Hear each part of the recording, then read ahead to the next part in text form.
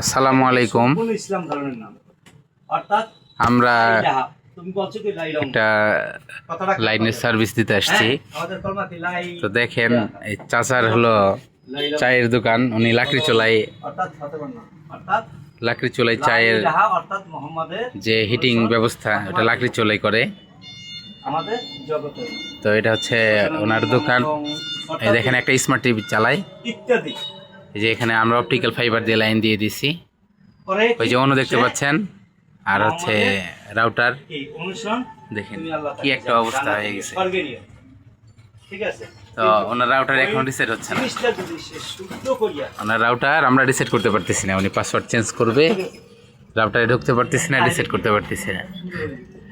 আসলে মূলত আসলে এই দোষটা কার, আপনারা অবশ্যই কমেন্টে বলবেন।